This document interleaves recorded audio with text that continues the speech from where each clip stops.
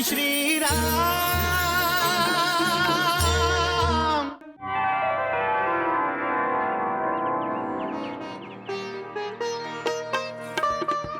सीते, पिताजी ने तुम्हारे स्वयंवर के लिए निमंत्रण भेज दिया है।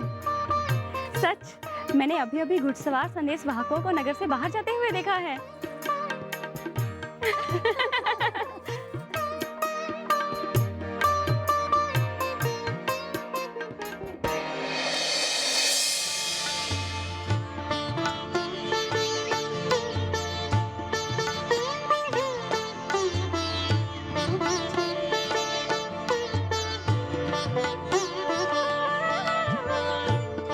राम, मुझे तुम्हारी अच्छाई और बुराई को पहचान करने की योग्यता पर बिल्कुल संदेह नहीं है, ना ही तुम्हारी धर्म और अधर्म पर चलने और न चलने की योग्यता पर। किंतु ये मेरा कर्तव्य है तुम्हें स्मरण कराना कि जो दिव्यास्त्र मैंने तुम्हें दिए हैं उनका उपयोग केवल देश और समाज की रक्षा के लिए करना। दुर्बल की मदद करना, अत्याचारियों का दमन करने के लिए ही इन दिव्यास्त्रों का आह्वान करना। ब्रह्म ऋषि, ये संदेशवाहक मिथिला नगरी से आए हैं।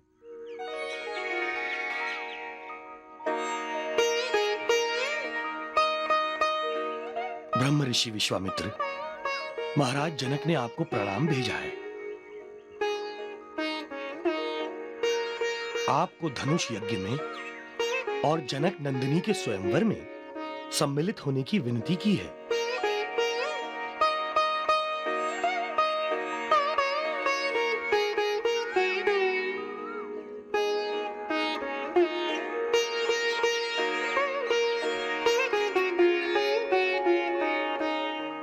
राम, लक्ष्मण,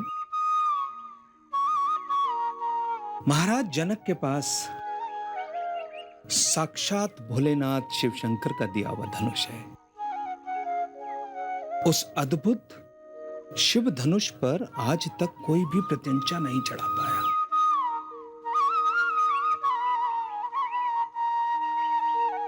ना ही देव, ना ही दैत्य, ना ही गंधर्व और ना ही राक्षस।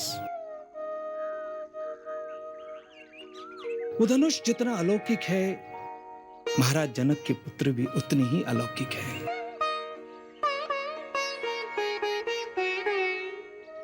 मैं चाहता हूं तुम दोनों मेरे साथ मिथिला चलो और उस धनुष यज्ञ और स्वयंवर में सम्मिलित हो। जो आज्ञा गुरुश्रेष्ठ। राम, लक्ष्मण, कल प्रातः ही हम मिथिला नगरी की ओर प्रस्थान।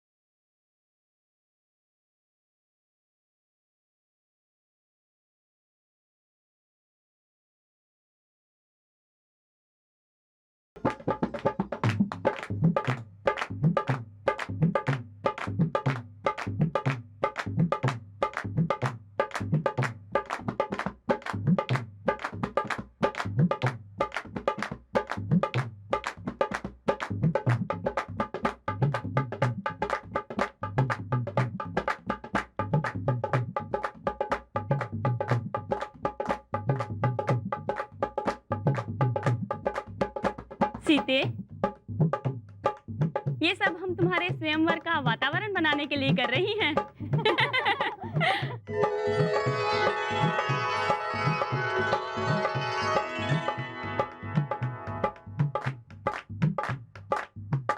सुनो सुनो, अभी अभी एक संदेश वाहक देश देश के राजाओं को, ऋषि मुनियों को स्वयंवर का निमंत्रण देकर लौटा है। कोई विशेष समाचार नहीं है तुम्हारे पास? विशेष समाचार ये है कि ब्रह्म ऋषि विश्वामित्र भी आ रहे हैं और उनके साथ सूर्य जैसे तेजस्वी 2 राजकुमार भी आ रहे हैं।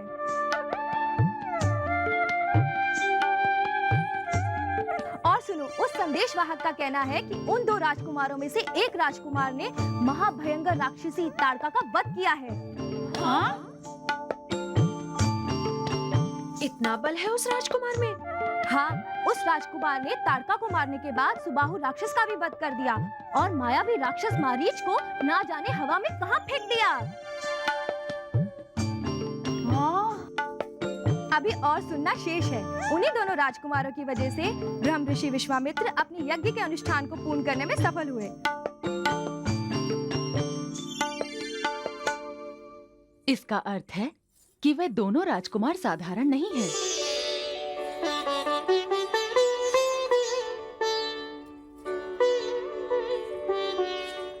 आप सबको पता है अथवा नहीं कि राक्षसी ताड़का को सहस्त्र हाथियों का बल प्राप्त था। सहस्त्र हाथियों का बल? और मारीच और सुबाहु का सामना तो आज तक कोई नहीं कर सका था। और यह है भी सत्य, ब्रह्म ऋषि विश्वामित्र जी ने यज्ञ की रक्षा के लिए जिन्हें अपने साथ ले गए, वो राजकुमार दिव्य पुरुष ही होंगे। और ब्रह्म ऋषि विश्वामित्र जैसा तपस्वी और ज्ञानी जिन पर अनुग्रह करते हैं, वो निस्संदेह ही अनुपम, असाधारण और अलौकिक पुरुष ही होने चाहिए।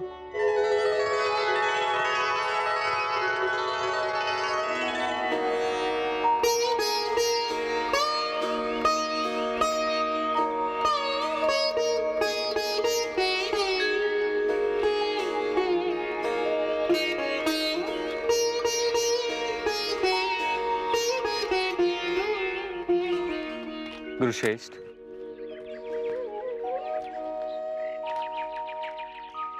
है तो यह स्थान आश्रम जैसा,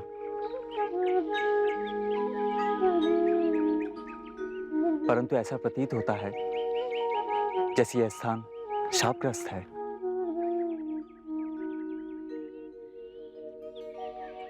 और ये तुलसी का पौधा,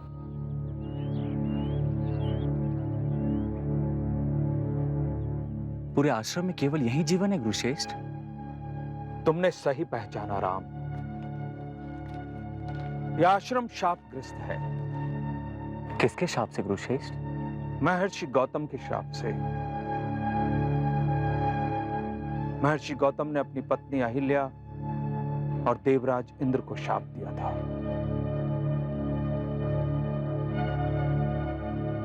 एक समय था, यह पवित्र आश्रम बहुत ही प्रसिद्ध था।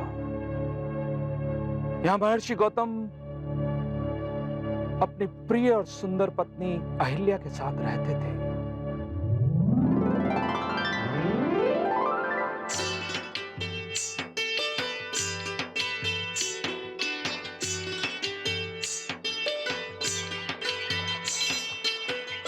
प्रणाम स्वामी।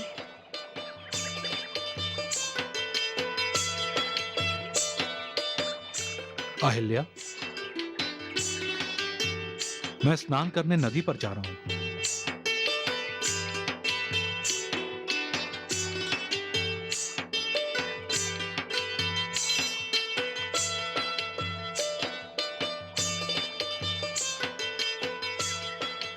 गौतम ऋषि जब स्नान करने के लिए जाने लगे, तब उसी समय इंद्र आसमान पर आए।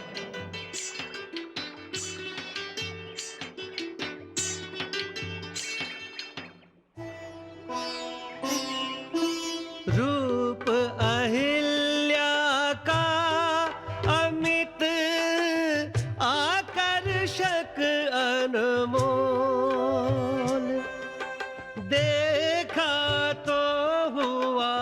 इंद्र का मन भी डावाडोल, आसन से गया डोल।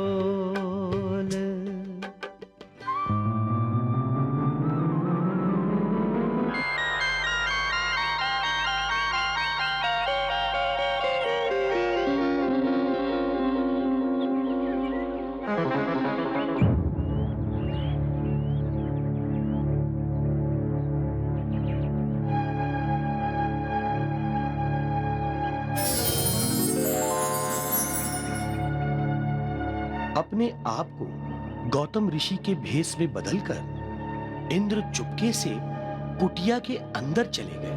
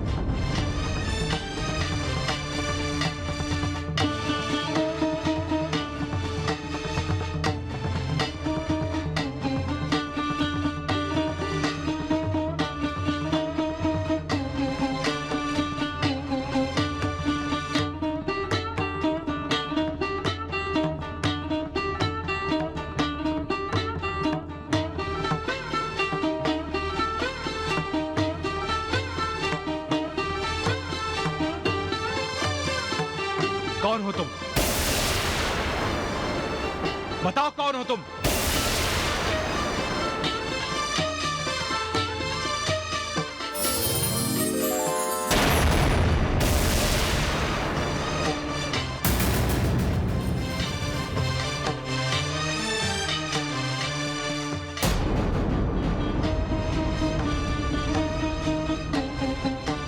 इंद्र, इंद्र, तुम्हें श्राप है मेरा।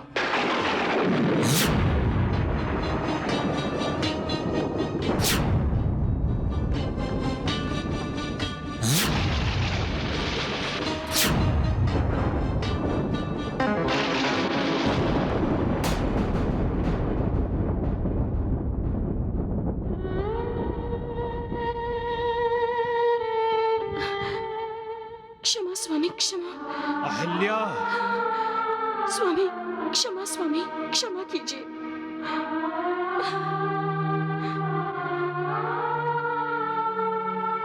मैं तुम्हें श्राप देता हूं अहिल्या। तुम इसी क्षण से पत्थर की शिला बन जाओगी।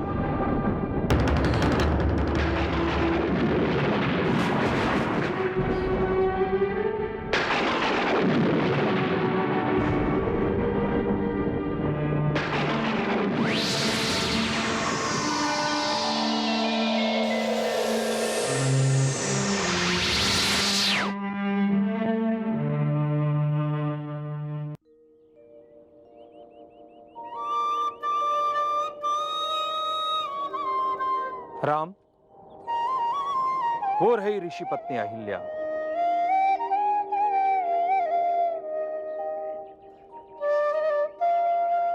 शिलाखंड के रूप में पड़ी ऋषि पत्नी अहिल्या अपने उद्धार की प्रतीक्षा कर रही है।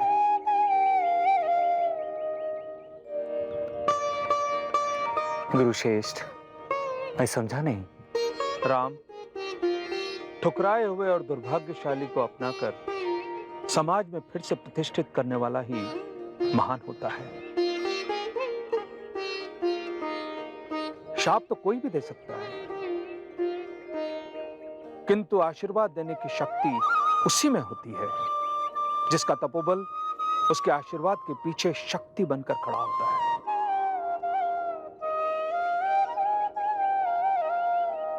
वो आशीर्वाद सत्य बन जाता है। गिरे हुए को उठाना कोई आसान काम नहीं होता है राम। शिलाखंड बनी ऋषि पत्नी अहिल्या का उद्धार करो। मैं कैसे गुरुश्रेष्ठ? अपने चरणों से ऋषि पत्नी अहिल्या का शिलाखंड छूकर। अनजाने की भूमिका करते हैं श्री राम, गुरुवर की संतुष्टि को पूर्ण करे सब काम, राम स्वयं निष्काम।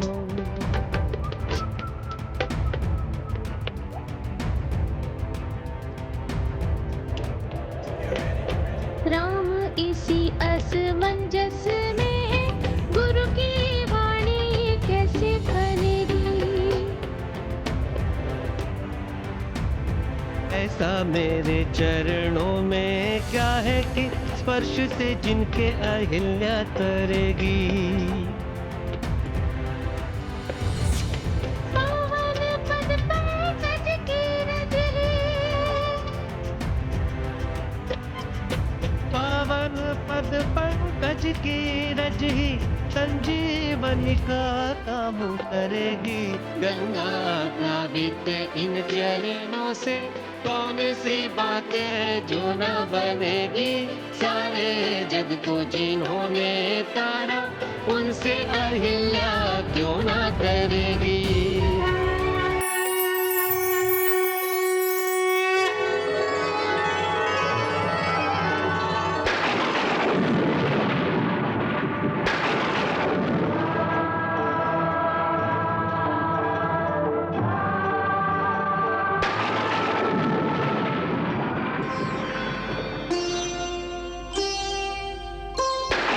गौतम ऋषि के शाप से नारी हुई पाषाण, राम चरण के स्पर्श से बड़े शिला में प्राण, सहज हुआ कल्याण। मैं धन्य ऋषि ने क्रोध में भी कर दिया मेरा भला, मुझको दिया जो श्राप वह वरदान से बढ़कर भला।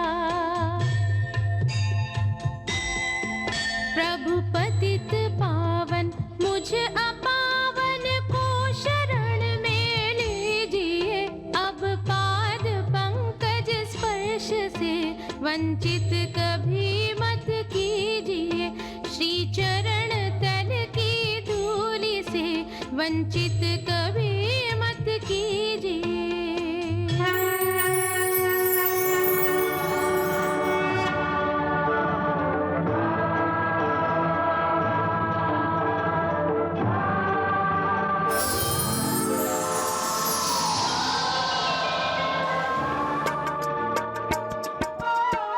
राम,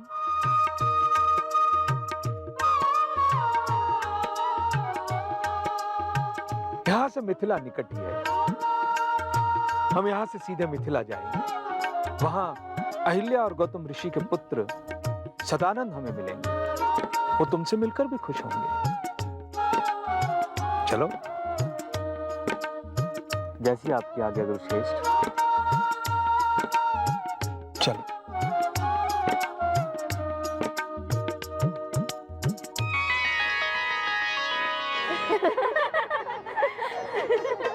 सीते, तुम्हारे स्वयंवर के लिए पूरी मिथिला नगरी सज गई है। 10 दिशाओं से राजा महाराजा भी आने लगे हैं। इन्हीं राजाओं में से सीता का वो राजा भी होगा जिसके एक हाथ में पद्म होगा, दूसरे हाथ में गदा। और तीसरे में चक्र होगा।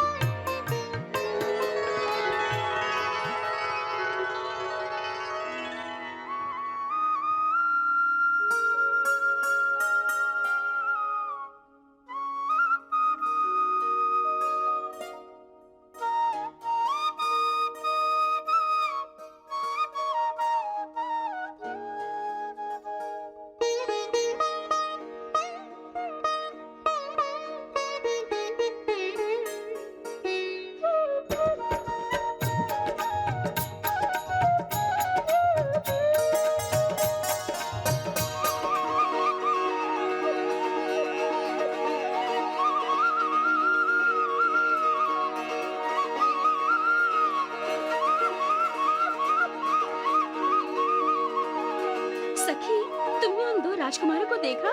मुझे तो लगता है राजकुमारी सीता के योग्य कोई है तो वही राजकुमार है।